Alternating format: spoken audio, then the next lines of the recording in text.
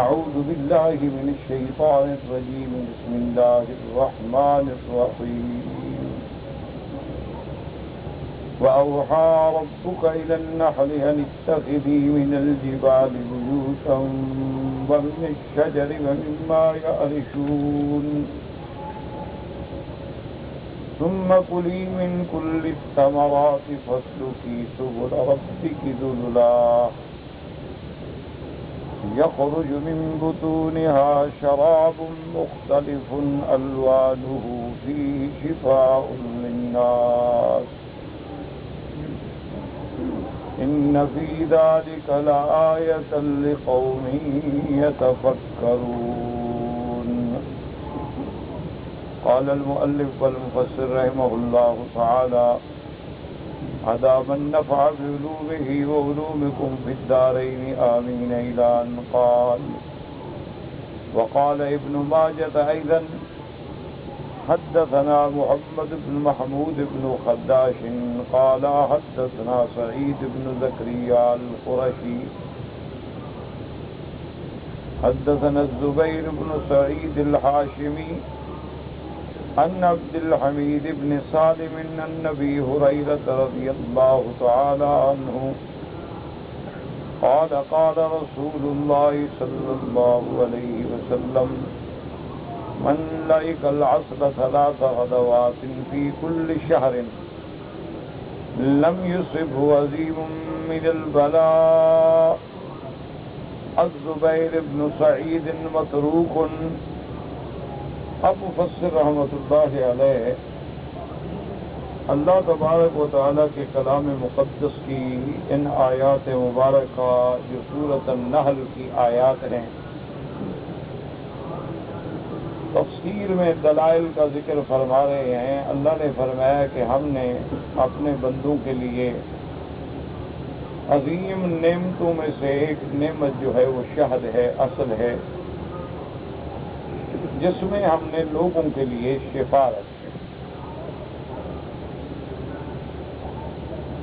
جیسے اللہ تبارک و تعالیٰ نے قرآن کے بارے میں بھی نص میں لفظ ہے کہ وَنُنَزِّلُ مِنَ الْقُرْآنِ مَا هُوَ شِفَاءٌ، اسی طرح لفظ شفاء لما فی الصدور. اور یہ قاعدہ ہے، یاد رکھیں کہ اللہ اپنے کلام مقدس میں اگر کسی ایک آیت مبارک کو یا ایک جملے کو 2 دفعہ ذکر فرمائے تو اس کی بہت بڑی اہمیت ہوتی، ورنہ اللہ پاک اپنے کلام میں تکرار نہیں ہوتا. اب جیسے دیکھیں نا کہ بنی اسرائیل کے بارے میں ایک ہی لفظ، ایک ہی کلمہ 2 دفعہ آیا، اور صرف ایک ہی صورت میں، سورۃ البقرہ میں اللہ نے فرمایا کہ یا بنی اسرائیل اذکروا نعمتی التی انعمت علیکم وانی فضلتکم علی العالمین. اسی طرح اسی سورت مبارک میں دوبارہ آیا وانی فضلتکم علی العالمین. تو یہ 2 دفعہ ایک کلمے کا ذکر ہونا یہ بہت بڑی تاکید، توقید اور اس بات کی عزت، عظمت، شرف کا ثبوت ہوتا. تو اب اللہ نے قرآن کو 1 دفعہ نہیں 2 دفعہ شفا فرمایا. 1 دفعہ تو فرمایا شفاء، اور 1 دفعہ فرمایا شفاء لما فی الصدور، وہاں بھی لفظ شفا ہے. تو اس میں کوئی شبہ نہیں کہ اللہ کا قرآن جو ہے وہ شفا ہے، ظاہراً بھی شفا ہے اور باطناً بھی شفا ہے. جیسا کہ بعض علماء نے اللہ کے قرآن کو سمجھتے ہوئے فرمایا کہ ایک تو لفظ ہے لما فی الصدور، تو صدور کے اندر کیا ہے؟ دل ہے، تو صدور کے اندر ہے. اسی طرح کئی مقامات پہ بجائے لفظ قلوب کے صدور کا بھی ذکر آیا ہے قرآن میں. یعنی کسی جگہ تو اللہ نے باقاعدہ قلوب کا ذکر فرمایا، ختم اللہ علی قلوبہم، اور کسی جگہ اللہ تبارک و تعالی نے فرمایا جیسے اِنَّكَ لَا تَعْمَى الْأَبْصَارُ وَلَكِنْ تَعْمَى الْقُلُوبُ الَّتِي هِيَ فِي الصُّدُورِ، تو وہاں اللہ پاک نے مزید اس کا ایضاح فرمایا۔ اب اسی طرح دوسری جگہ پر قرآن کو غور کریں اور سوچیں۔ اللہ نے فرمایا ہے قرآن مقدس میں الا بذکر اللہ تطمئن القلوب، کہ اللہ کا ذکر جو ہے اسی میں اطمینان قلب ہے۔ اب حدیث پہ نظر ڈالیں، سرکار دو عالم نے رحمت مجسم نے صلی اللہ علیہ وسلم نے ارشاد فرمایا کہ انسان کے اندر اللہ نے ایک چھوٹا سا لوتڑا رکھا ہے،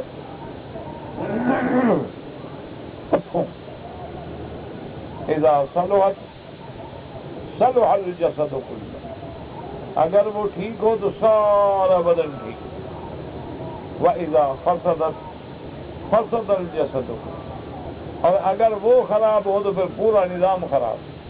اب اس سے نظام ظاہری بھی لے لیں، باطنی بھی لے لیں، کیونکہ ایمان کیا ہے؟ تصدیق بالقلب۔ تو اب اگر اندر ایمان نہیں ہوا تو سارے کا سارا کافر ہو گیا نا۔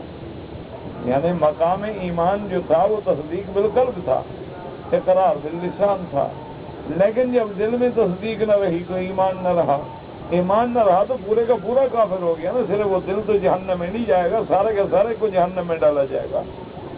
اور اگر دل میں ایمان آ گیا تو اللہ اس کو جنت نصیب کریں گے۔ تو لہذا جب ایک وہ ٹکڑا ٹھیک ہوا تو سارا بدن ٹھیک ہو گیا۔ اب اس کو اسی طرح دوسرے معنی میں لے لیں کہ اگر خدا نہ کرے کسی بندے کا نظام دل کا گڑبڑ ہو جائے تو بس سارا بدن ختم۔ حالانکہ وہ ایک معمولی سی چیز ہے، چھوٹی سی ایک چیز ہے، اللہ نے ایک نظام بنا دیا ہے کہ آپ سنتے ہیں نا جی فلاں آدمی اچھا خاصا بیٹھا تھا، وہ جی ہارٹ اٹیک ہو گیا، اس کے بعد بس ختم ہو گیا، دل کی دھڑکنیں بند ہوئیں اور فی امان اللہ ہو گیا۔ یعنی حالانکہ بڑا ہٹا کٹا آدمی ہے، بڑے اعضاء ہیں، بڑا قداور ہے، بڑا وجود ہے، لیکن وہ اندر جو تھوڑا سا ٹکڑا تھا نا اس نے گڑبڑ کی تو سارا نظام گڑبڑ ہو گیا۔ تو لہذا دل جو ہے اس کا تعلق جو ہے جیسے باطنی طور پر ساری مدار اسی پہ ہے کہ لاکھ زبان سے کلمہ پڑھتے رہو دل میں نہیں تو کچھ بھی نہیں، لاکھ زبان سے نیتیں کرتے رہو اگر دل میں نیت نہیں تو کچھ بھی نہیں، لاکھ زبانی کا نامی اقرار کرتے رہو لیکن اصل بات دل میں ہے۔ اسی لیے اللہ نے کافروں پہ رد کیا نا کہ لہم قلوب لا یفقہون بہا، کیا ان کے پاس دل نہیں ہے، نہیں سمجھتے؟ تو معلوم ہوا کہ ہر چیز کا مقام اصلی جو ہے وہ دل ہے۔ اگر وہ دل میں سمجھ پیدا ہوگی تو تب ہی تو ہوگی۔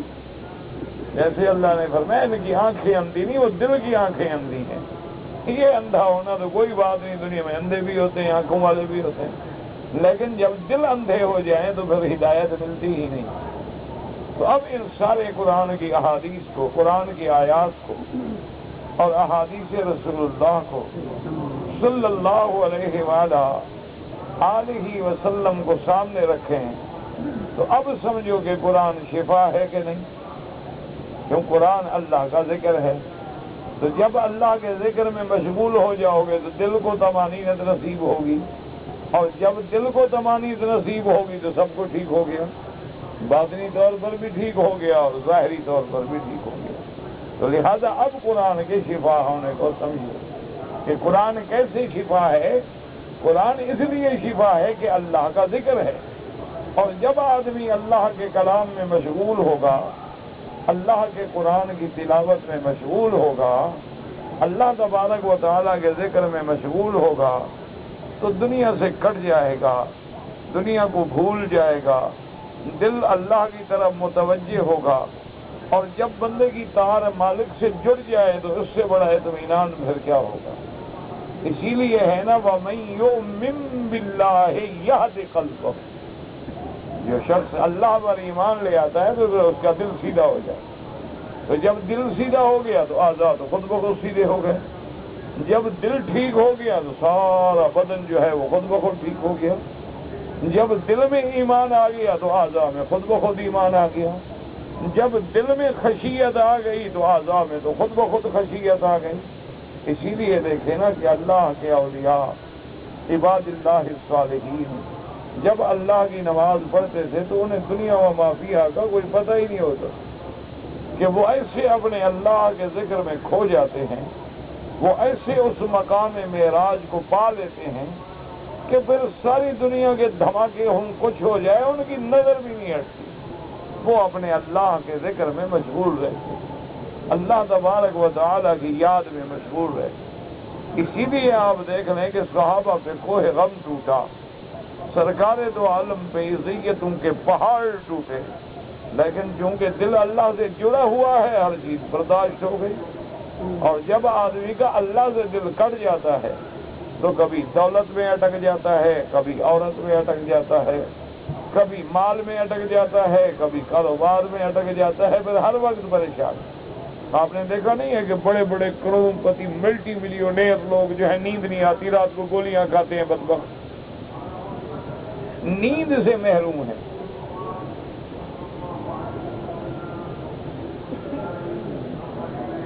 اور اس کے مقابلے میں ایک مزدور دیکھو باہر دھوپ میں سویا ہوا ہوگا، دھوپ میں کسی دیوار کے سائے میں سر رکھے گا مٹی پہ، اور بڑی مزے کی نیند، کیونکہ جب ذہن مطمئن ہے، قلب مطمئن ہے، پھر پریشانی کی بات ہی نہیں۔ ان کو تو اللہ نے 99 کی مار میں مبتلا کر دیا ہے نا، 1,00,000 بنا 2 ہو اور 2 بنا 3 ہو، 3 ہو تو 4 ہو، پھر کروڑ ہو تو ارب ہو، ارب ہو تو خرب ہو، اور جانا کچھ نہیں۔ جب مر جائیں گے تو پتہ نہیں کوئی کفن بھی ڈالے گا کہ نہیں ڈالے گا، پتہ نہیں کوئی چارپائی پہ کندھے دینے والا بھی ملے گا، یا کرائے کے لوگ آئیں گے گاڑی پہ رکھ کے جنازہ کھینچیں گے اور کمیٹی والے ٹانگ سے پکڑ کے گڑھے میں ڈال دیں گے۔ اس کے بعد نہ کوئی دعا والا ہوگا نہ ثنا والا ہوگا، اولاد تو جائیداد پہ لڑ رہی ہوگی، قبر پہ کیا کرنا ہے۔ اس لیے ہمیشہ یاد رکھیں کہ اب اللہ کا قرآن بھی شفا ہے، اسی لیے اللہ نے فرمایا کہ اصل بھی شفا ہے۔ اب اصل کیسی شفا ہے؟ یہ عجیب چیز ہے۔ دنیا میں ایک بہت بڑے طبیب گزرے ہیں، ارسطو طالیس، بہت بڑا فلسفی اور بہت بڑا طبیب ارسطو، ابو علی سینا، بقراس، یہ بڑے بڑے لوگ گزرے ہیں۔ تو اس کے دماغ میں یہ بات آئی کہ بھی یہ شہد کی مکھی جو ہے، جو شہد بنتا ہے، یہ اس کے منہ کا لعاب ہے یا فضلہ ہے؟ دیکھو نا، انسان ایک تو منہ سے آپ نکالتے ہیں یہ لعاب ہے، اور ایک نیچے سے نکالتے ہیں، تو انسان کے لیے یہ براز ہے۔ تو وہ اس دھن میں لگا کہ بھی یہ فیصلہ ہو کہ اس سے جو شہد بن رہی ہے، کیا اس کے منہ کا جو لعاب ہے وہ شہد ہے، یا اس کے چیزیں کھانے کے بعد جو فضلہ نکلتا ہے وہ شہد ہے؟ تو اس کو حل کرنے کے لیے اس نے شہد کی مکھیوں کا ایک بڑا چھتا لیا اور ایک بہت بڑے شیشے کے مرتبان میں اس کو بند کر دیا، اور اس کے بعد وہ روزانہ آ کے اس کو دیکھتا رہا کہ یہ شہد کی مکھیاں جو ہیں اندر اپنا کیا کام کرتی ہیں، اور کیونکہ شیشہ ہے بالکل شفاف ہے تو اس سے میں فیصلہ کر سکوں گا کہ یہ شہد لعاب ہے یا فضلہ ہے۔ تو وہ ارسطو جناب 2 دن جو ہے تو باقاعدہ 8-8 گھنٹے بیٹھا رہا نظر جما کے، انہوں نے کچھ بھی نہیں کیا۔ اب وہ حیران کہ شہد کام ہی نہیں کر رہی، مکھیاں کام ہی نہیں کر رہی۔ تو اس نے کہا ہاں یہ ہو سکتا ہے کہ چونکہ ہم نے ان کا ڈھکن بند کر دیا ہے اور شیشے کے جار میں ہیں تو اس وجہ سے یہ بیچاری جو ہے ہوا صحیح نہیں پہنچ رہی۔ تو اس نے پھر وہ ڈھکنا رکھا جس میں سوراخ ہو، اور ایسے مقام پہ رکھا کہ ہوا بھی اس کو پہنچ سکے۔ انہوں نے کہا کہ تاکہ یہ اس کی وجہ سے یہ کام نہیں کرے۔ انہوں نے کہا ٹھیک ہے، رات کو سو گیا۔ صبح کو جب آیا دیکھنے کے لیے تو شہد کی مکھیوں نے کیا کیا، پہلے شیشے کو اندر سے سارا موم لگا دیا، وہ بالکل نظر آنا بند ہو گیا، پھر اپنا کام شروع کر دیا۔ تو وہ بیچارے کا وہ سارا جو فکر تھا، فلسفہ تھا، دماغ تھا، وہ ختم ہو گیا۔ انہوں نے باقاعدہ اندر سارے شیشے کو گوند چپکا دی، ساری گوند چپک گئی تو شیشے سے اپنا تری کچھ نہیں آ رہا، باہر بیٹھے ہوئے کیا کرے۔ تو اس لیے اس نے کہا بھی میں تو فیصلہ نہیں کر سکا کہ اس کا منہ کا لعاب ہے یا خضرا ہے. تو اللہ نے اس کو بھی اتنی سمجھ عطا فرمائی ہے. اسی سے آپ اندازہ کریں کہ اللہ نے شہد کی مکھیوں کو کتنی بڑا عقل دیا، کتنی بڑی فہم دی ہے. اس لیے ہر مقام پہ تو اللہ نے فرمایا کہ جتنی مخلوق ہم نے پیدا کی ہے فہدا، ان کو ہم نے ہدایت بھی سمجھ کر دی. اس کے لیے خاص طور پہ آیا وَأَوْحَىٰ رَبُّكَ إِلَى النَّحْلِ، اور کسی چیز کے لیے وحی نہیں آیا. وَأَوْحَىٰ رَبُّكَ إِلَى النَّحْلِ أَنِ اتَّخِذِي، تو اس لیے علماء نے فرمایا کہ ان کو اللہ نے کوئی خاص دماغ عطا فرمایا کہ پھر ان کا ایک نظام ہے. اچھا پھر آپ دیکھیں کہ کوئی شہد کی مکھی اگر کوئی زہریلی چیز توڑ کے آ جائے نا جی، تو باقاعدہ ان کی سیکورٹی فورس کھڑی ہے، وہ جناب اس کو پکڑ کے ملکہ کے حوالے کر دیتے اور ملکہ ان کو سزائے موت کا حکم جاری کر دیتے کہ تم یہ زہریلی چیز کیوں لے کے آئے. کیونکہ اللہ تبارک و تعالیٰ کو بھی سمجھ. حضرت قاری طیب صاحب رحمۃ اللہ علیہ نے اپنے بچپن کا ایک واقعہ لکھا ہے. فرمایا کہ مدرسے میں طلبہ پڑھتے تھے اور اس دور میں غربت کا زمانہ تھا. جو رات کو کھانا ہوتا تھا، روٹیاں وغیرہ جو بچ جاتی تھیں، ان کو لپیٹ کے رکھ دیا جاتا تھا کہ صبح وہ چائے کے ساتھ کھا لیتے تھے طالب بیچارے. تو اب جناب یہ ہوا کہ وہ جو روٹیاں رکھے نا غریب، تو انہوں نے ان کے لیے ایسے بنائے ہوئے تھے، چھلے سے بنائے اور ان پہ روٹی رکھ دی. اچھا بعض لوگ جو تھے وہ کسی اونچی دیوار پہ رکھتے تھے، تو وہ بندر آتے اور ساری روٹی کھا جاتے. وہاں چونکہ ہند میں، انڈیا میں آپ کو پتا ہے بندر بہت ہیں، جو وہ تو بندر کو بھگوان سمجھتے ہیں نا، اوتار سمجھتے ہیں، اس کا بڑا احترام کرتے ہیں. تو جس کا احترام کیا جائے وہ بڑھ تو جائے گی نا وہ چیز. تو اس لیے وہاں یہ مخلوق بے تحاشا ہے، بے تحاشا جنگلوں میں بھی اور شہروں میں بھی آ جاتے ہیں، اور ایسے لوگ گھروں میں بھی رکھتے ہیں، مندروں میں بھی رکھتے ہیں، کیونکہ ان کا بھگوان ہے نا، ایک اوتار ہے باقاعدہ. تو بہرحال وہ کہیں کہ جی طلبہ بیچارے اب پریشان کہ ہم روٹی رکھتے ہیں، کچھ سالن بچا ہوا رکھتے ہیں، وہ سارا چٹ کر جاتے ہیں، کھا جاتے ہیں. اور ایسا خفیہ طریقے سے آئے، مجال ہے کسی طالب کی نیند کھلے، بڑے آرام سے اور صرف روٹی لے جائیں، اور تو طالبوں کے پاس تھا کیا جو لے جاتا. تو انہوں نے کہا کہ اچھا بھائی ہمیں ٹکرے ہیں تو ہم بھی ان کا علاج کرتے ہیں. تو طلبا نے یہ کیا کہ دوسرے دن کسی سے مشورہ کر کے، کچلا ہوتا ہے، ایک زہریلی دوائی ہوتی ہے، تو کتے کو بھی ڈالتے ہیں، مر جاتے ہیں. تو وہ کچلا لے آئے، اس کو جناب پیسا، اس کا پاؤڈر بنایا، اس کو آٹے میں گوندھا اور روٹی میں ڈالا اور روٹیاں چھوٹیاں بنا کے ٹکڑا، اور مکان جو تھے مدرسے کے اس کی چھتوں پہ جا کے کوئی ادھر سارے ٹکڑے پھیلا دیے. انہوں نے کہا کہ اب جو ہے رات سونا نہیں ہے، چھپ کے بیٹھو کہ آج آئیں گے اور یہ کھائیں گے اور اس کے بعد الٹے ہو جائیں گے، وہ زہر ہے. تو ہم اپنے دشمنوں کو مرتے ہوئے دیکھیں گے، خوش ہوں گے، ہماری روز روٹی کھا جاتے ہیں بدبخت. تو انہوں نے کہا کہ جی ہم چھپ کے بیٹھ گئے. جب رات کا کچھ حصہ گزرا تو ایک دو بندر آئے. انہوں نے پہلے تو ساری چھت کا باقاعدہ ملاحظہ کیا اور دورہ کیا، ادھر گئے، دیکھا کہ آج تو ہر طرف روٹی پڑی ہوئی ہے. انہوں نے کہا یہ طالب تو مولوی سے تو ایسا نہیں ہو سکتا کہ بھئی کسی دوسرے کو روٹی، مولوی کھا تو سکتا ہے، کھلائے جس دن سمجھو قیامت آ گئی. تو انہوں نے کہا یہ کیسے مولوی سخی ہو گئے کہ آج ہمارے لیے روٹی اب باقاعدہ چھتوں میں پھیلا کے رکھی ہوئی ہے. یہ کوئی معاملہ اندر گڑبڑ ہے، ورنہ مولوی اور روٹی کھلائے کسی کو یار. نہ آپ کو چلو اللہ کے حرم میں بیٹھے ہو، مذاق نہ کرو، سچی بات مجھے بتاؤ، خدا کے حرم میں جھوٹ نہ بولنا. کبھی مولوی نے آپ کو 11ویں پہ بلا کے گھر میں دعوت دی ہے؟ اللہ کے کعبے میں سچی بات. اچھا مولوی کا جب کوئی باپ مر جائے تو میں کل شریف کھلائے ہیں کبھی؟ جو ان کو ثواب نہیں چاہیے؟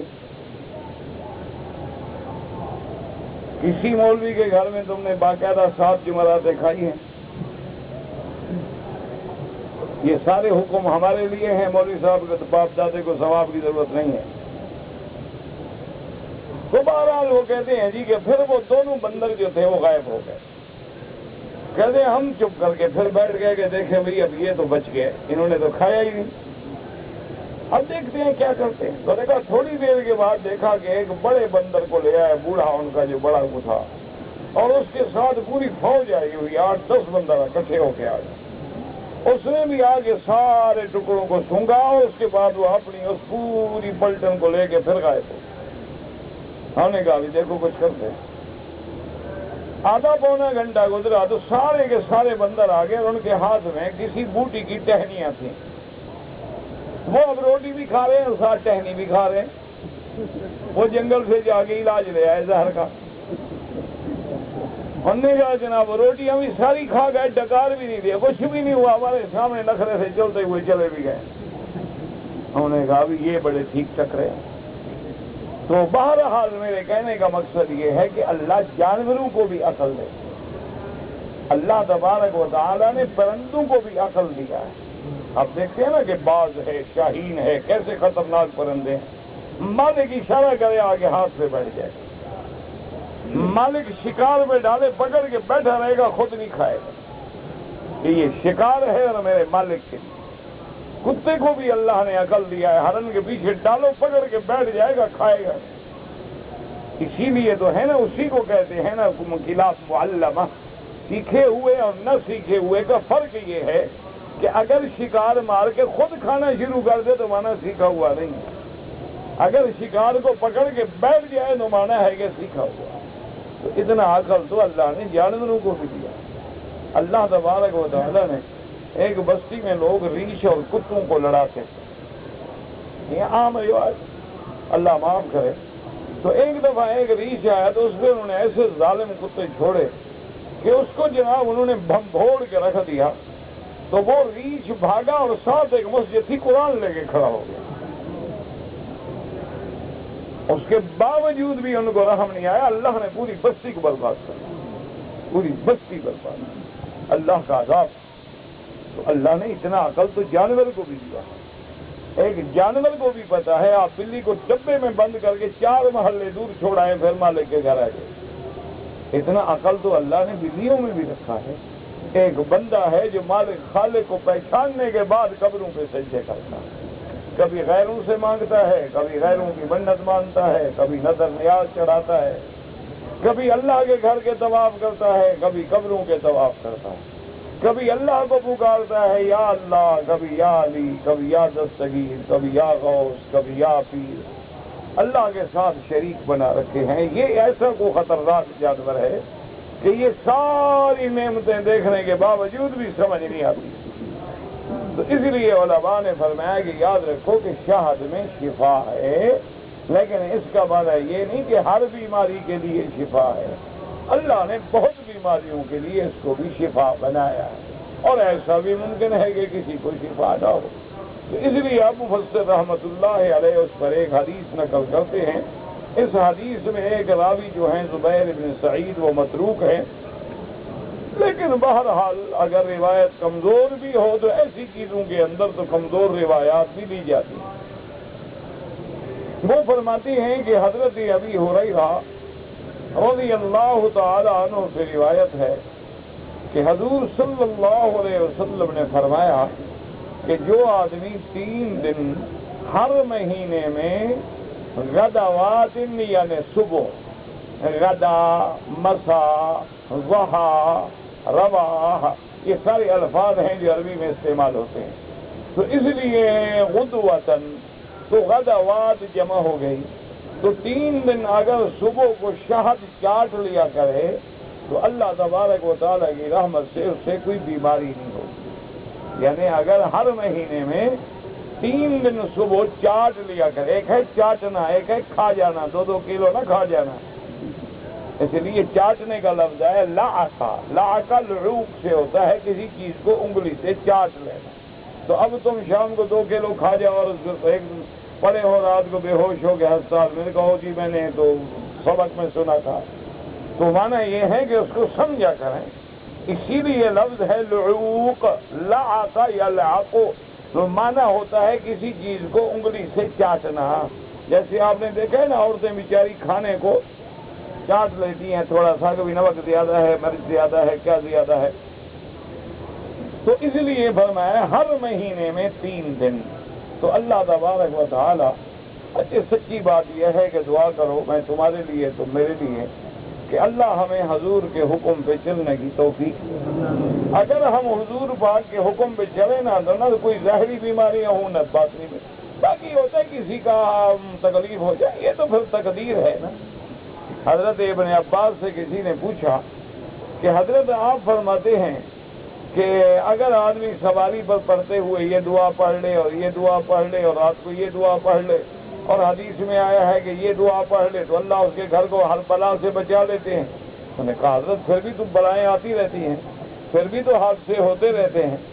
آپ نے فرمایا اذا جاء القدر عمی البصر، کہ جب تقدیر کا فیصلہ آتا ہے تو آنکھیں بلندی ہو جاتی ہیں، پھر اس دن اللہ پڑھنے ہی نہیں دیتے، پڑھنا ہی بھول جاتا ہے، وہ چیزیں رہتی کیوں؟ تقدیر تو تقدیر ہے نا، جو فیصلہ ہو چکا ہے اس کو تو کوئی ٹال نہیں سکتا۔ لیکن بات یہ ہوتی ہے کہ جو زندگی کے اللہ نے دیے ہیں وہ عزت سے گزر جائے، وہ سلیقے سے گزر جائے۔ زندگی جتنا ہے وہ تو نہ بڑھے گی نہ کم ہوگی، لیکن دعا کرو کہ وہ عزت سے، وہ سلیقے سے گزر جائے کہ بندہ کسی کا محتاج نہ ہو۔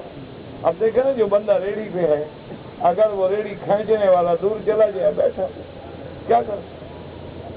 اگر ایک آدمی مریض ہے اور رات کو بستر میں پڑا ہے، اٹھنے کی طاقت نہیں ہے، اس کو پیشاب آیا ہے، اس کو پانی کی حاجت ہے، وہ چل نہیں سکتا، پڑا ہوا ہے، کیا کرے؟ وہی پیشاب بھی کپڑوں میں ہو جائے گا اور بستر پہ ہو جائے گا، اور وہی بیچارہ چیختا رہے گا، کوئی ہے نہیں۔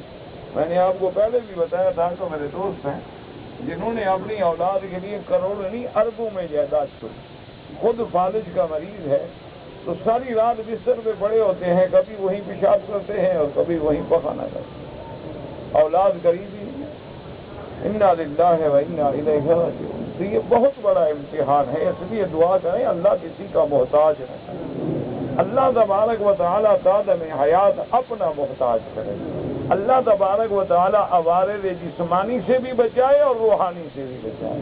اللہ تبارک و تعالیٰ، اب دیکھیں جی کتنے خوبصورت نوجوان ہے، نابینا ہے، کبھی ٹکرا رہا ہے، کبھی ستون سے لگ رہا ہے، کبھی کسی بندے سے لگ رہا ہے، وہ گالیاں دے رہا ہے، کیا ہے دیکھتے نہیں ہو؟ وہ کیا دیکھے بیچارہ، وہ تو معذور ہے، وہ نابینا ہے، دیکھے گا کیا؟ خوبصورت جوان ہے، صحت ہے، سب کچھ ہے، آنکھیں نہیں تو بہت بیکار ہے۔ کتنے خوبصورت لوگ ہیں، ٹانگیں نہیں تو بیکار ہے۔ کتنے خوبصورت لوگ ہیں، عقل نہیں تو بیکار۔ کتنے خوبصورت لوگ ہیں، ہاتھ نہیں تو بیکار۔ کتنے بڑے بڑے خوبصورت لوگ ہیں، بخار ہے، بیمار ہیں، پڑے ہیں، تڑپ رہے ہیں، وہ پانی ڈالنے والا بھی نہیں۔ اس لیے دعا کیا کریں کہ اللہ امتحان سے بچائے۔ ہم عاجز لوگ ہیں، ضعیف لوگ ہیں، وہ اولیاء اللہ ہیں جو امتحانوں سے گزرے ہیں، ہم تو کسی امتحان سے گزرنے کے قابل بھی نہیں، ہم تو ضعیف ہیں، عاجز ہیں، بیکار ہیں، صرف اس کی رحمت کے امیدوار ہیں کہ وہ اپنی رحمت سے ہمارے معاملات۔ اب دیکھیں نا جی، حضور نے فرمایا کہ ہر مہینے میں 3 راتیں روزہ رکھو، 13، 14، 15، یہ جو لیالی البید ہیں، یعنی چاند جب کھلا ہوتا ہے تو 3 دن مہینے میں روزہ رکھو، ہر سوموار اور جمعرات کا روزہ رکھو، تو ہفتے میں 2 یہ ہو گئے، تو مہینے میں کتنے ہو گئے؟ 4 ہفتے 8 روزے، اور 8 اور 3 کتنے ہو گئے؟ 8 اور 3 11 ہو گئے۔ اگر 11 روزے رکھو تو کسی ڈائٹنگ کی ضرورت ہے؟ یہ جو وزن گھٹانے کے لیے لوگ مر رہے ہیں آج کل، تو یہ بھی ایک عذاب آ گیا ہے، خاص طور پہ لڑکیوں، وہ سلم ہونے کے لیے جناب روٹی بند، کھانا بند، یہ بند، وہ بند، اللہ کی رحمت سے 2-3 مہینے کے بعد اندھی ہو جائیں گی انشاءاللہ، فکر نہ کرو، نہ دماغ کام کرے گا نہ ٹانگیں کام کرے گی، کچھ ہوگا تو چلے گی بیچاری، کیا ہے جی سلم ہو رہی ہے، باڈی سلم کر رہی ہے، انا للہ و انا الیہ راجعون۔ تو بہرحال صرف آپ دیکھو 11 روزے جو بندہ ہر مہینے میں رکھے گا تو اس کو تکلیف آنے کا کوئی سوال ہی پیدا نہیں ہوتا، وزن بڑھنے کا سوال پیدا نہیں ہوتا۔ حضور پاک نے فرمایا، صحابہ نے پوچھا کہ حضور ہم کمزوری محسوس کریں، فرمایا علیکم بالنسل، تیز تیز چلا کرو۔ تو اگر تم تیز تیز چلا کرو، جو آج کہتے ہیں واک کرو اور جناب جاگنگ کرو اور جناب سائیکلنگ کرو اور جناب سوئمنگ کرو، یہ کیا ہے؟ 1400 سال پہلے حضور نے فرمایا علیکم بالنسل، تیز تیز چلا کرو۔ اور پھر حضور نے یہ بھی بتلایا کہ جب تیز چلو تو زمین پہ پاؤں جما کے رکھا کرو، ایسے ہی پاؤں ایسے جیسے رکھو، جما کے پاؤں رکھو اور چلو تیز۔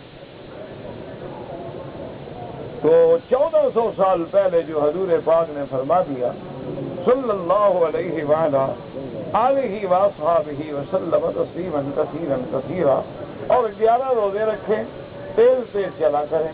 اچھا، حضور نے فرمایا غذا سادہ کھایا کرو، سادہ غذا کھاؤ، بجائے کوئی بیماری ہو۔ یہ ساری بیماریاں ہیں نا، یہ جو ہم نے ہمارے گھر کھانے تھوڑے ہوتے ہیں، ہمارے گھر میں بھی یہ تو معجون مرکب ہوتے ہیں نا۔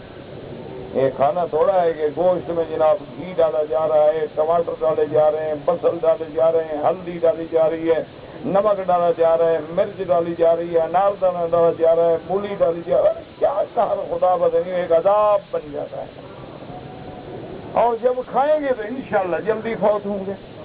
تو بہرحال یہ ہے کہ اگر صبح کا جب پراٹھا ہوتا ہے ماشاءاللہ صبح، اس کو ہضم کرنے کے لیے تو لوہے کے آدمی کو دان چاہیے کہ جناب گھی میں تلا ہوا ہے اور اندر قیمہ پڑا ہوا ہے اور جناب پتہ نہیں کیا، اور پھر 3 منزلہ لسی کے گلاس ہیں اور پائے ہیں اور سری ہے اور پتہ نہیں کیا کیا بنائے۔ پھر اس کو ہضم کرنے کے لیے کم از کم 50 طواف کرو اس کا، پھر جتنی مرضی آئے کھاؤ، جتنا مرضی آئے کھاؤ جناب، سارا دن کھاتے رہو۔ تو اس لیے میرے کہنے کا مقصد یہ ہے کہ اگر سادہ غذا رکھو، پانی کثرت سے پیو۔ حضور پاک نے فرمایا کہ دودھ اللہ کی بڑی نعمت ہے، اس کو پیا کرو، دودھ شفا ہے، اسی طرح پانی بھی شفا ہے۔ میرے ایک دوست ہے، اور رمضان المبارک میں اللہ ان کو جزائے خیر دے، اب پتہ نہیں فوت ہو گئے ہوں گے، مجھے مدت ہوئی نہیں ملے ہیں، تو کبھی کبھی افطار کے لیے میرے لیے کا نسخہ ہے، بس ایک گلاس پی لیا کرو۔ تو آپ اندازہ فرمائیں، یقین کریں کہ وہ گلاس پیتے تھے نا، پھر قرآن پڑھنے کا اور تراویح پڑھنے کا اور سننے کا لطف ہی ہو رہا کہ اللہ ایسی قوت عطا فرما دے کہ بجا رہے کہ آنکھ جھمکے۔ اب تو یہ ہوتا ہے نا جی کہ تراویح میں ایک پاؤں کبھی ادھر ہوتا ہے اور کبھی ایک پاؤں ادھر ہوتا ہے، اور منظر کیا ہے ایک پارا۔ وجہ کیا ہے؟ اندر ایمان ہے نہیں، قرآن سے دلچسپی نہیں، حلاوت ہی نہیں۔ فلم پہ بیٹھے رہو، مزہ آ رہے، تمہاری آنکھ بھی جھپکے۔ ہمارے جتنے بزرگ بوڑھے ہوتے ہیں نا 4 نمبر والے، یہ زیادہ فلمیں دیکھتے ہیں، اسی لیے ان کی نظریں چلی جاتی ہیں۔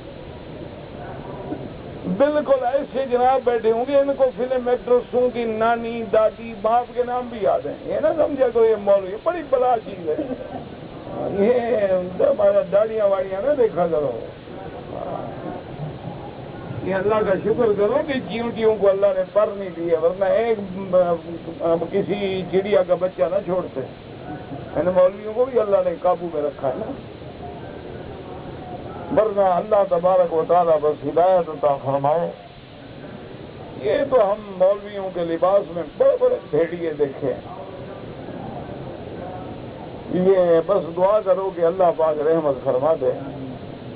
جو عالم ہیں وہ نا میرے جیسے جو علماء ہیں، ان کے تو ہم پاؤں کے جوتے جو ہیں نا اپنے سر کا تاج سمجھتے ہیں۔ جو صحیح معنی میں پیر ہیں یا اولیاء اللہ ہیں، اگر ان کے پاؤں کا جوتا ہمیں مل جائے تو ہم تو اپنے سر پہ رکھنے کو بھی فخر سمجھیں گے۔ یہ جب میں مولوی اور پیر کی بات کرتا ہوں، یہ کاروباری جو ہیں میرے جیسے لوگ، ان کی بات ہے، وہ اللہ والوں کی بات نہیں ہوتی، ہمیشہ خیال کیا کرو جو اللہ والے اولیاء اللہ ہیں، سبحان اللہ، جن کو اللہ کہے کہ لا خوف علیہم بلا ہو کیا جنوں، اس سے بڑی کو بات۔ الا ان اولیاء اللہ لا خوف علیہم، نہ دنیا کا غم نہ آخرت کا ڈر۔ جن کا یہ مقام ہو تو ان کا تو اور مقابلہ نہیں، ان کے تو ہم پاؤں کی خاک کے برابر بھی۔ تو اس لیے حضور نے فرمایا اس حدیث میں، لیکن ایک راوی متروک ہے۔ وقال ابن ماجہ حدثنا ابراہیم بن محمد بن یوسف بن سرح الفریابی حدثنا عمرو بن بکر السکسکی حدثنا ابراہیم بن ابی ابلۃ سمعت ابا بن حرام وكان كصل القبلتين يقول سمعت رسول الله صلى الله عليه وسلم يقول عليكم بالسنا والسنود فإن فيهما شفاء من كل داء إلا الصام قيل يا رسول الله وما الصام قال الموت قال عمرو قال ابن أبي أبلة السنود والشمس وقال آخرون بل هو الأصل في زقاق الثمن وهو قول الشاعر هم الثمن بالسنود لا لبس فيهم وهم يمنعون الجار أن يقرضا قضا رواه ابن ماجہ. اب جناب اس روایت مبارک میں آتا ہے جو ابن ماجہ سنن ابن ماجہ کے اندر اس سند کے ساتھ موجود ہے. کہتے ہیں حدثنا ابراہیم ابن ابی ابلد سمیت ابا ابی ابن ام حرام، یہ وہ بندہ ہے کان قد صلی القبلتین، یعنی ان آدمیوں میں ہے جس نے بیت المقدس کی طرف بھی نماز پڑھی اور پھر مسجد الحرام کی طرف بھی نماز پڑھی، یعنی شان والے. یقول سمعت رسول اللہ صلی اللہ علیہ وسلم یقول، حضور پاک نے فرمایا کہ تم ثنا اور سنوت اس کو استعمال کیا کرو، اللہ نے اس میں شفا رکھی ہے ہر بیماری کی مگر سام مانا موت، کیونکہ موت سے تو کوئی دوا نہیں بچا سکتی، جب موت کا وقت مقرر ہے وہ آئے گی. اب مفسر فرماتے ہیں کہ ہم نے پوچھا کہ یہ سام کیا چیز ہے، انہوں نے آپ نے فرمایا کہ موت ہے. اب ابن ابی عبداللہ کہتے ہیں سنود کس کو کہتے ہیں؟ الشبت، ایک تو سنا ہوتی ہے نا، بوٹی ہوتی ہے جو پیٹ کے چلانے کے لیے استعمال، اس کو بھی سنا کہتے ہیں. اور بعض علماء فرماتی ہیں کہ نہیں، اس کا معنی یہ ہے الاصل فی زقاق الثمن، علاقہ ہے زقاق الثمن جگہ کا نام، اس میں اس کو اصل کہتے ہیں، اس کو بھی سنا اور سنود کہتے ہیں. تو معنی یہ ہے کہ اس میں بھی اللہ نے شفا رکھی ہے. اور آخر میں اللہ فرماتے ہیں ان فی ذلک لآیۃ لقوم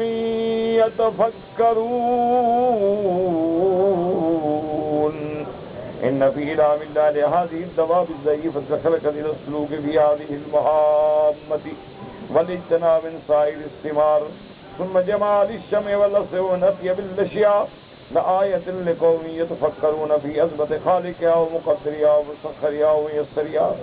اللہ نے فرمایا کہ تم اگر اسی میں غور کرو کہ ہم نے شہد کی مکھی کو کیسے سکھلایا، یہ کمزور سی مکھی ہے، اس کو ہم نے کیسے کیسے مشکلات میں کہ کیسے گھر بنا دیا ہے.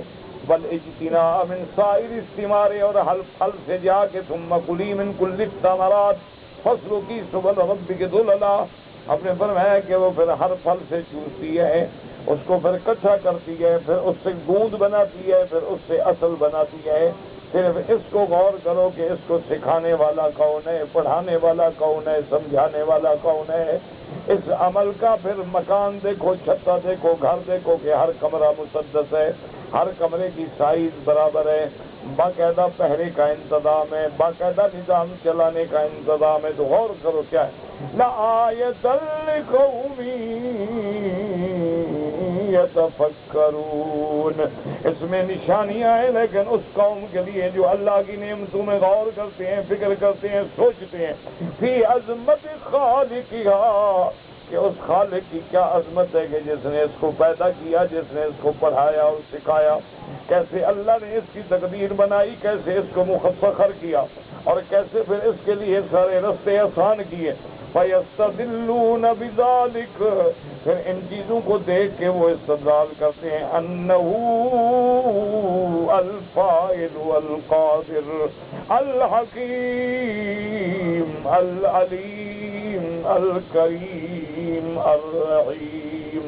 ان چیزوں کو دیکھ کے پھر وہ غور کرتے ہیں کہ واقعی قادر اسی کی ذات ہے، واقعی وہ حکمت والے ہیں، وہ علم والے، وہ کرم والے، وہ مہربانی فرمانے والے. کہ جب اللہ کی صنعتوں پہ نظر ڈالو گے، اللہ کی مصنوعات پہ نظر ڈالو گے تو اللہ کی عظمتیں تمہارے سامنے آ جائیں گی. لیکن شرط یہ ہے کہ فی قوم یتفکرون. اسی لیے حدیث مبارک میں آتا ہے کہ میرے آقا سرکار دو عالم رحمت مجسم سیدنا محمد مصطفیٰ صلی اللہ علیہ وسلم جب نیند کھلتی اور آسمان پہ نظر ڈالتے فرماتے ان فی خلق السماوات والارض، اللہ پاک کے قرآن کی آیت پڑھتے کہ مولا آسمانوں اور زمینوں میں سب تیری نشانیاں ہیں. لآیات لأولی الالباب، نشانیاں ہیں لیکن عقل والوں کے لیے جو غور کرتے ہیں کہ ان کے بنانے والا کون ہے، اس کے بچھانے والا کون ہے، اس نظام کو چلانے والا کون ہے. فرمایا واللہ خلقکم ثم یتوفاکم وَمِنْكُمْ مَنْ يُرَدُّ إِلَىٰ أَرْذَلِ الْعُمُرِ لِكَيْ لَا يَعْلَمَ بَعْدَ عِلْمٍ شَيْئًا إِنَّ اللَّهَ عَلِيمٌ قدیر۔ اللہ نے فرمایا میرے بندے غور کر، وہ ذات جس نے تم کو پیدا کیا، ثم یتوفاکم، پھر تمہیں موت دیں گے، وَمِنْكُمْ مَنْ يُرَدُّ إِلَىٰ أَرْذَلِ الْعُمُرِ، اور تم میں سے بعض لوگ ایسے ہیں جن کو عمر کے اس حصے میں پہنچایا جاتا ہے جو ارذل العمر کہلاتی ہے، یعنی عمر کا بالکل لِكَيْ لَا يَعْلَمَ بَعْدَ عِلْمٍ شَيْئًا، تاکہ وہ کچھ نہیں جانتا جاننے کے بعد۔ إِنَّ اللَّهَ عَلِيمٌ قدیر، اللہ علم والے ہیں، قدرت والے۔ اللہ نے فرمایا میرے بندے اگر تمہیں اور چیزوں پہ نظر نہیں پڑتی تو اپنے اوپر غور کر کے کس نے تم کو پیدا کیا ہے، اور پھر کیسے تم کو موت دیتا ہے کہ کڑی الجوان ہے، بس پڑے ہیں، موت آ گئی اب حرکت کرنے کے لیے۔ اور کتنے لوگ ہیں جو جوانی میں مر گئے، اور بعض ہوتی ہیں مَن يُرَدُّ إِلَىٰ أَرْذَلِ الْعُمُرِ، جن کو ہم بڑھاپے کی طرف لوٹا دیتے ہیں، اور وہ بڑھاپا کیا ہوتا ہے، لِكَيْ لَا يَعْلَمَ بَعْدَ عِلْمٍ شَيْئًا، کہ پہلے دیکھو سب کچھ جانتا تھا، بوڑھا ہو گیا تو پھر بچوں کی طرح ہو گیا، پھر کچھ نہیں جانتا، کہ آدمی عمر کے اس حصے میں آ جاتا ہے پھر کچھ نہیں، جیسے بچپن میں بھی کچھ نہیں جانتا تھا، جب پیدا ہوا کیا جانتا تھا، جو بلا دو پکڑ کے منہ میں ڈال دیں، جو بلا دو پکڑ کے منہ میں ڈال، کیوں کچھ نہیں جانتی۔ اسی لیے عمر کا ایک وہ وقت بھی آتا ہے کہ جب وہ کچھ نہیں جانتا بیچارہ، سمجھ، اسی لیے فرماتے ہیں وَمَن نُعَمِّرْهُ نَنكِسْهُ فِي الْخَلْقِ، جب عمر زیادہ ہو جاتی ہے نا تو آدمی پھر اسی طرح لوٹ آتا ہے کہ جیسے بچپن میں کچھ نہیں جانتا تھا، پھر بڑھاپے میں کچھ نہیں جانتا۔ بعض علماء نے فرمایا ارذل العمر سے مراد ہے کہ جب 80 سال عمر ہو جاتی ہے، بعض نے کہا کہ جب 90 سال ہو جاتی ہے، لیکن علماء فرماتی ہیں کہ راجح قول یہ ہے کہ کوئی قید نہیں، اصل وہ ارذل العمر ہے کہ جب بندہ کچھ نہ سمجھے کہ پیشاب کر رہا ہوں، کہاں بیٹھا ہوں، کپڑا کھلا ہوا ہے نہیں کھلا، اس کو چیز سمجھتا بیچارہ کرتا ہے، اگلے کہہ رہے ہیں چھوڑو یار بوڑھا آدمی ہے، اس کے بیچارے کو پتا تھوڑا، تو وہ جب عمر آ جاتی ہے تو وہ ارذل العمر ہے۔ اللہ تبارک و تعالیٰ سے دعا کرے اللہ محفوظ رکھے، اور اللہ تبارک و تعالیٰ علم والے قاسم فرمائے اخبر تعالیٰ ہم تصرف فی عبادہ، اللہ خبر دیتے ہیں کہ اپنے بندوں میں میں کیسے تصرف کرتا ہوں، وَأَنَّهُ هُوَ الَّذِي يَنشَأُ مِنَ الْعَدَمِ، کہ اللہ نے تم کو عدم سے پیدا کیا، ثم بعد ذلك يتوفاهم، پھر موت دیتے ہیں، وَمِنْهُمْ مَن يَتْرُكُهُ حَتَّى يُدْرِكَهُ الْحَرَمُ، اور بعض ایسے ہیں جن کو چھوڑ دیا جاتا ہے، لمبی عمر دیتے ہیں کہ بڑھاپے میں پہنچ جاتے ہیں، وَهُوَ الضُّعْفُ فِي الْخِلْقَةِ، اب بالکل ضعیف ہو جاتا ہے، كما قال تعالی اللہ الذی خلقکم من ضعف ثم جعل من بعد ضعف قوة، وقد روي عن علي رضی اللہ تعالیٰ عنہ ارذل العمر 75 سنة، حضرت علی فرماتے ہیں کہ 75 سال جو ہے اس کے بعد ارذل العمر ہے، وفی هذا السن يحصل ضعف القوى والخرف، اس عمر کے اندر آدمی آ کے پھر ضعیف ہو جاتا ہے، حافظہ کم ہو جاتا ہے، علم ختم ہو جاتا، ولہذا قال لكي لا يعلم بعد علم شيئا، ای بعد ما كان عالما اصبح لا يدري شيئا من الفند والخرف، پہلے دیکھو کتنا عالم ہے، علم والا ہے، بوڑھا ہو گیا کچھ بھی نہیں جانتا۔ ولهذا روى البخاري عند تفسير هذه الآية حدثنا موسى بن إسماعيل حدثنا هارون بن موسى أبو عبد الله الأعور بن شعيب بن مالك رضي الله تعالى عنه أن رسول الله صلى الله عليه وسلم قال يدعو أعوذ بك من البخل والقصر والحرم وأرذل العمر وعذاب القبر، یہ دعا میرے حضور مانگتے تھے، آقا نامدار یاد کر لیں اور یہ دعا مانگا کریں، بہت نعمت۔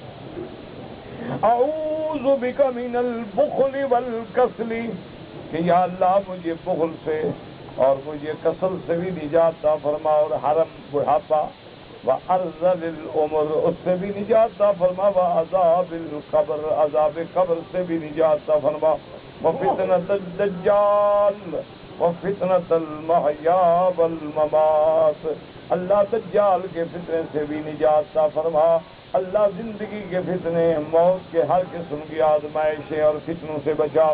وقال زہر بن سلمہ فی معلقۃ المشہورہ فإمت تکالیف الحیات ومن یعش 80 عاما لا ابا لك یسأم رأیت المنایا خبت اشواہ من تصب تمتہو من تختی عمر فیحرمو، کہتی ہیں کہ جب میں نے جو آدمی 80 سال کی عمر کو پہنچ جاتا ہے تو وہ اسی مقام پہ پہنچ جاتا ہے کہ اب کچھ نہیں جانتا، اب اس کا عقل بھی مخلوط ہو جاتا ہے اور اس کا علم بھی ختم ہو جاتا ہے، قوا بھی ضعیف ہو جاتے ہیں۔ ہاں اللہ بعض لوگ ہیں جتنی عمر کے بعد بھی ٹھیک ہوتے ہیں، یہ اللہ کے ہاتھ میں۔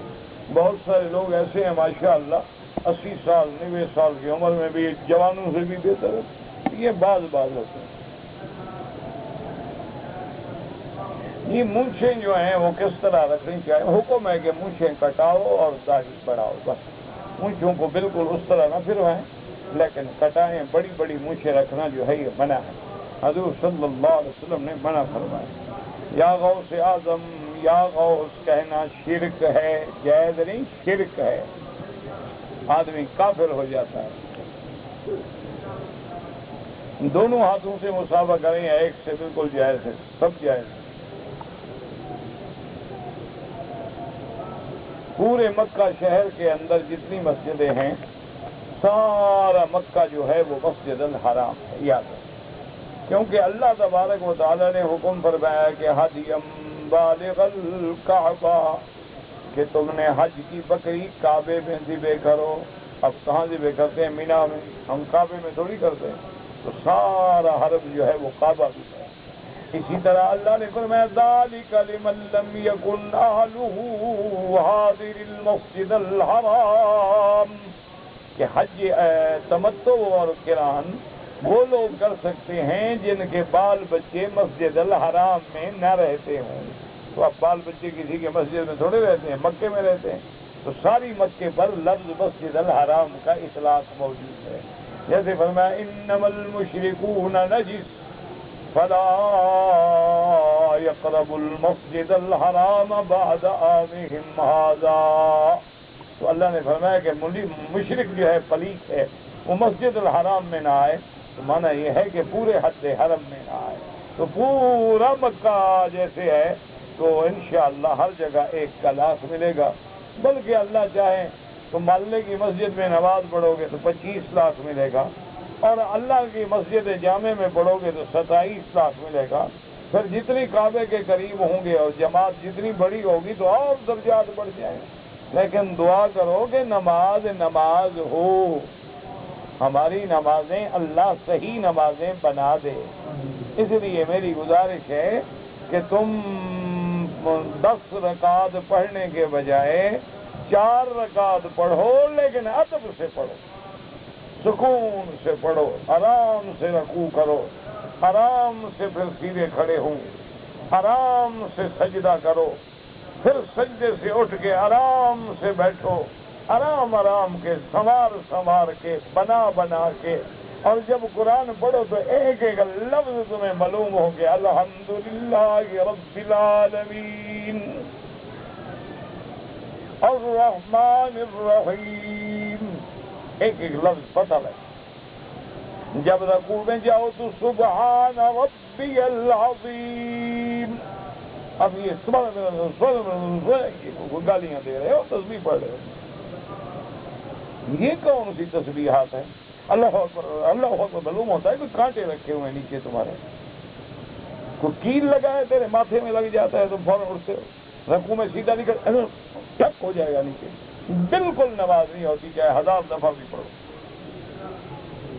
حتی تطمئن راکعا، حضور نے فرمایا رکوع میں جاؤ اطمینان، اور کم از کم 3 دفعہ سبحان ربی العظیم، سبحان ربی العظیم، سبحان ربی العظیم۔ اگر اللہ موقع دے اکیلے ہو تو پھر 5 دفعہ، 7 دفعہ، 11 دفعہ، 21 دفعہ، 1000 دفعہ بھی پڑھو، جائز ہے۔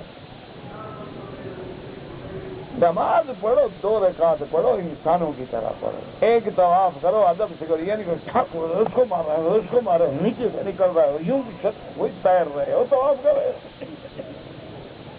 یہ کوئی جانور ہے، انسان ہے کیا؟ کون سا طواف ہے؟ اچھا بعض کو تو عادت ہو گئی ہے، جب تم پڑھنے بیٹھے جو آ جائے گا السلام علیکم، بندہ کیا کرے، سلام کا جواب نہ دے تب مصیبت، اور جواب دے تو پھر وہ اپنا تو کچھ بھی نہ پڑھے، نہ پھر جواب ہی دیتا رہے تمہیں۔ بھئی اللہ نے عقل نہیں دی، اب ایک آدمی پڑھ رہا ہے اکیلا بیٹھا ہے اس کو پڑھنے دوں، جب فارغ ہو جائے اس کے میں ورد کو نہ کاٹوں پھر میں آ کے آرام سے السلام علیکم کرنے۔ وہ کہتے ہیں مجھے تو دیر نہ ہونا جی، 10، 11، 12 تاریخ کو کنکری مارنے کے بعد میں کچھ سامان اگر بیچوں، بالکل بیچو، عرفات میں بیچو، مزدلفہ میں بیچو، مینا میں بیچو، کوئی حرام نہیں۔ اللہ کے قرآن میں لکھا ہوا ہے کہ لیس علیکم جناح ان تبتغوا فضلا من ربکم، کہ تم پہ کوئی گناہ نہیں اگر حج کے دنوں میں تم تجارت کرو، اللہ کا فضل حاصل کرو، تو کوئی منع نہیں، احرام بھی باندھے رکھو، حج بھی کرتے رہو، کام بھی کرتے رہو، عامل ہو مزدور ہو مزدوری بھی کرتے رہو، حج بھی پڑھتے رہو، کوئی بات، کوئی مسئلہ نہیں۔ کہتے جی کہ پریشانیاں دور کرنے کے لیے کوئی وظیفہ بتائیں، یہ بتایا تو ہے نا، اللہ کا قرآن پڑھو، اللہ کا ذکر کرو، سب پریشانیاں ختم انشاءاللہ۔ آپ کی مارکیٹ میں جو کیسٹیں ملتی ہیں، ہم اگر انٹرنیٹ پہ ڈال دیں اور لوگ اس سے فائدہ اٹھائیں، اور ڈالا ہوا ہے تقریر.com، اس کو آپ انٹرنیٹ پہ دیکھ لیں تو میری ساری کیسٹیں جو ہیں وہ پہلے سے انٹرنیٹ پہ موجود ہیں، اس کو 2 سال ہو گئے، آپ ابھی ڈالیں گے اس کو دیکھنا ہو نا تو تقریر.com پر کریں گے تو فوراً آ جائے گا سارا پورا سسٹم۔ قرآن کریم کی تلاوت کا افضل وقت جو ہے رات کا آخری حصہ، رات کے آخری حصہ جو تہجد کا وقت ہے نا، یہ ہے، اسی میں اللہ نے کہا نا یا ایھا المزمل قم اللیل الا قلیلا، اسی میں ہے ورتل القرآن ترتیلا، تو اس لیے افضل ترین وقت جو ہے وہ ہے، باقی جب نصیب ہو شکر کرو۔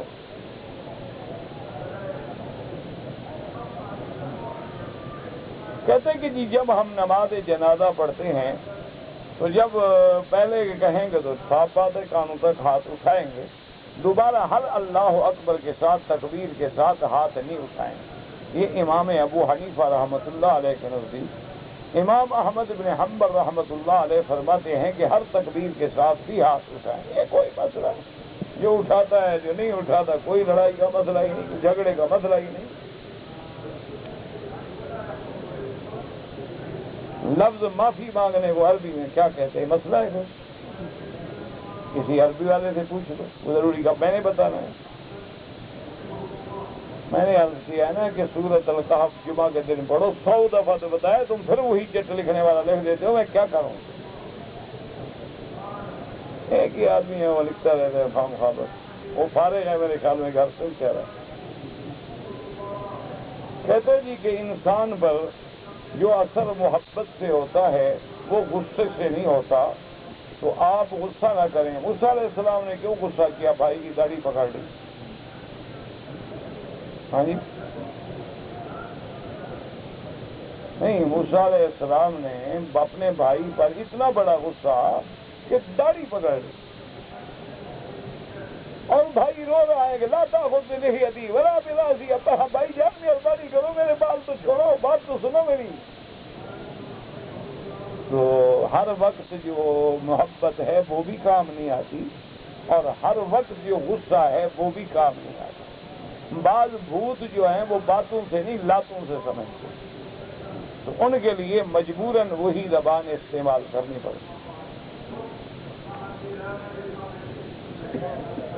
میراث کا مسئلہ جو ہے نا، یہ لکھ کر دارالفتاء سے پوچھ لیں۔ کہتے ہیں جی کہ 4 امام اگر حق پہ ہیں تو جنت میں تو ایک فرقہ جائے گا، تو خلفائے راشدین تو 4 ہیں، پھر کون سا جائے گا، کون سے 3 نہیں جائیں گے؟ ہاں جی، کیا خیال ہے؟ خلفاء 4 ہیں، اللہ کے فرشتے بھی 4 ہیں، کتابیں بھی 4 ہیں، جب سب حق ہیں تو کون سی کتاب مانے اور کون سی نہ مانے؟ یہ کیا بے وقوف والی بات کرتے ہیں؟ وہ 4 امام جو ہیں تابع ہیں محمد الرسول اللہ، وہ 4 امام جو ہیں وہ اہل السنت والجماعہ ہیں، الا ما انا علیہ واصحابی۔ یہ تو جاہلوں کی باتیں ہیں، 4 چھوڑ کے 4 لاکھ بنا دیں، ہر آدمی خود سمجھتا رہے، یا کل کرو۔ 4 کو نہیں مانتے ہو، 4 کروڑ کو مانو گے، ماشاءاللہ۔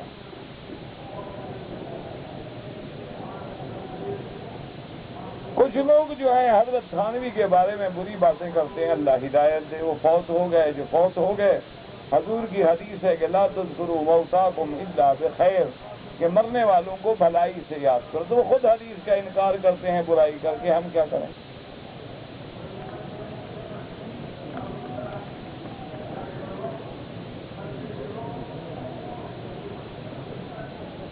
اگر ہم لوگ حج کی 5 تاریخ کو جدہ سے مکہ آئے، احرام نہیں باندھا، اچھا جی، پھر 8 تاریخ کو مسجد عائشہ سے احرام باندھا، عمرہ کیا، مینا گئے، ٹھیک ہو گیا الحمدللہ۔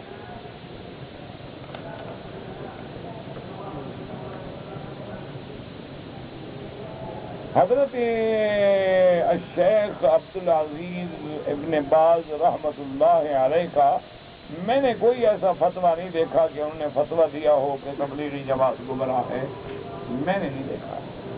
آپ کو پڑا ہو، آپ یہی کام کرتے رہتے ہیں نا، گمراہ ڈھونڈ رہے ہو، مسلمان تو نہیں بنا رہے ہو، تم صرف اسی چکر میں ہو کہ اس کو گمراہ کرو، کسی کو کافر بناؤ، کسی کی برائی کرو، کسی امام کا گلہ کرو، بس یہی کام رہ گیا دنیا میں۔ اللہ کے بندو، دین کا کام کرو۔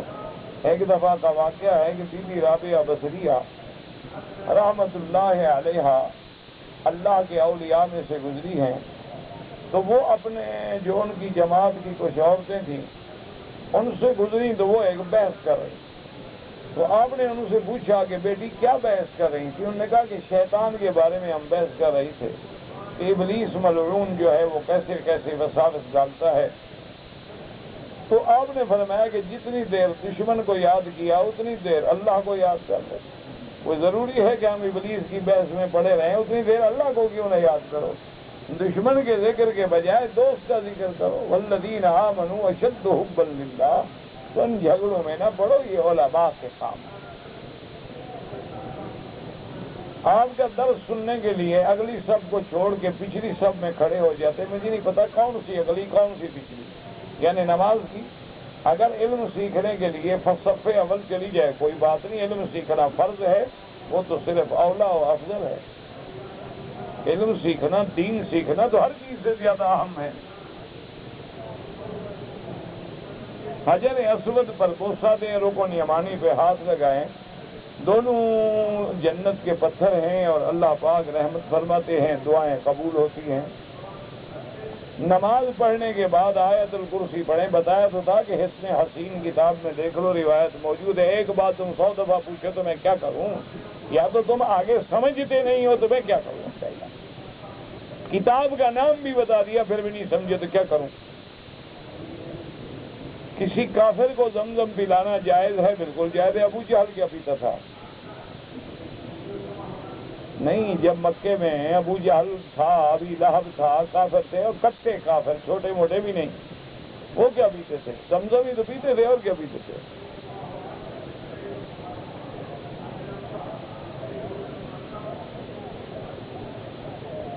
کہتے ہیں جی کہ آپ شادی کے لیے تیار ہیں؟ ہاں جی بالکل تیار ہیں، کرا دیں۔ نہیں، میں اس میں مذاق کی تو بات ہے، میں تو کئی دفعہ کہہ رہا ہوں، آج میرے سے کسی شاگرد کو مروت ہی نہیں آتی۔ بالکل جناب تیار ہیں، اللہ کرے کہ مناسب رشتہ ہو۔ شرط یہ ہے کہ استخارہ پہلے میں بھی کروں، وہ بھی کریں۔ اگر استخارے میں خیر ہو، اللہ کو منظور ہو تو بالکل حاضر ہے۔ شادی کرنا تو سنت ہے، حضور نے فرمایا شادی کرو تاکہ امت بڑھے۔ کھجور کھانے سے فائدہ ہوگا، کھا کے دیکھو، تجربہ کرو، مجھے کیا پتا۔ حالت سفر میں ایک تو فرض جو ہے 4 رکعت کے 2 پڑھیں گے، وتر جو ہے وہی 3 رکعت پڑھیں گے، سنت جو ہے وہ معاف ہے۔ لیکن اگر کوئی پڑھنا چاہے تو کوئی منع نہیں ہے، اگر سنت پڑھو، نفل پڑھو، تہجد پڑھو، جو بھی پڑھو، وہ بھی سفر میں منع نہیں ہے۔ یہ تو اللہ نے ہمیں رعایت دی ہے، اس لیے علماء نے لکھا ہے کہ تم حالات کو دیکھو۔ اگر سفر میں مشقت ہے، وقت کی کمی ہے، بس 2 رکعت فرض پڑھو، جاؤ، اللہ نے معاف کیا ہے۔ اور اگر راحت ہے، آرام ہے، اپنی گاڑی ہے، کوئی تکلیف نہیں، آگے کوئی جلدی پہنچنے کی جلدی نہیں، آرام سے سنت نفل بھی پڑھو۔ یہ تمہارے اپنے حالات پہ ہے۔ اگر کوئی ہندو یا کافر پیسہ دے تو مسجد میں لگا دے. کعبہ شریف کافروں نے نہیں بنایا تھا. کعبہ شریف کی تعمیر جو ہے حضور کے زمانے میں ہوئی تو کافروں نے تو بنائی تھی, حضور نے توڑ تو نہیں تھی. اگر دیتا ہے اچھا ہے تو اگر اللہ اس کو مسلمان نصیب کرے, اسلام نصیب کرے. اگر کسی جگہ ہندو مندر بناتے ہیں تو مسجد بالکل نہ بنائے, آپ دور بنائیں. کیوں فتنہ, کیوں آپ کیوں فتنہ کرنا چاہتے ہیں؟ یہ ضروری نہیں کہ وہ جہاں مندر بنائے تو مسجد بنائے, تو مقابلہ ہو گیا نا. اگر تم نے اللہ کے لیے بنانا ہے تو فتنے والی جگہ سے بچو. مکہ مکرمہ میں گناہ ایک کا ایک لکھا جاتا ہے, لیکن وہ ایک ہی برباد کرنے کے لیے کافی ہوتا ہے. چوری تو چوری ہوتی ہے, لیکن بادشاہ کے گھر سے کرو تو پھر بڑی سزا ملتی ہے. اس لیے دعا کرو اللہ گناہوں سے بچائے, اور اللہ تبارک و تعالی حرمین الشریفین کا ادب نصیب فرمائے, اور اللہ حرمین الشریفین اور بلد الامین کو قیامت تک ہر فتنے سے محفوظ فرمائے, ہر فساد سے محفوظ فرما. یا اللہ بیماروں کو شفا عطا فرما. یا اللہ جن لوگوں نے دعاؤں کے لیے کہا ہے ان کی حاجتیں پوری فرما. وہ ہمارے ساتھی ہیں, دوست ہیں قاری عبد المالک صاحب خیاط مسجد والے, ان کا ایک بڑے بھائی تھے سوتیلے فوت ہو گئے, اللہ ان کی بھی مغفرت فرما. وہ بیچارہ بڑا سیدھا آدمی تھا اور بڑا ہی میرے ساتھ تو بہت ہی محبت کرتے تھے. اللہ ان کی قبر پہ رحمت فرمائے, اور تمام فوت ہو گئے اللہ ان کی قبروں کو باغ جنت بنا, اور جو زندہ ہیں سب کی ہدایت کا فیصلہ فرما. یا اللہ جب موت کی گھڑی آئے زبان سے کلمہ لا الہ الا اللہ محمد رسول اللہ جاری فرما. یا اللہ ہر مسلمان کی اولاد کو قرۃ عین بنا. یا اللہ مسلمان بچے اور بیٹیوں کے مستقبل روشن فرما. یا اللہ جن کے رشتے نہیں ان کے رشتے آسان فرما. یا اللہ گناہوں سے محفوظ فرما, بے عزتی سے بربادیوں سے محفوظ فرما. یا اللہ ہم کسی امتحان کے قابل نہیں, تیری رحمت کی درخواست ہے, رحمت فرما. اللہم ارحم امت محمد صلی اللہ علیہ وسلم. اللہم اغفر امت محمد صلی اللہ علیہ وسلم. اللہم اجبر امت محمد صلی اللہ تعالی علی خیر خلقہ سیدنا محمد وعلی آلہ واصحابہ اجمعین. اللہم صل علی محمد وعلی آل محمد وبارک وسلم وسلم وسلم وسلم وسلم وسلم وسلم وسلم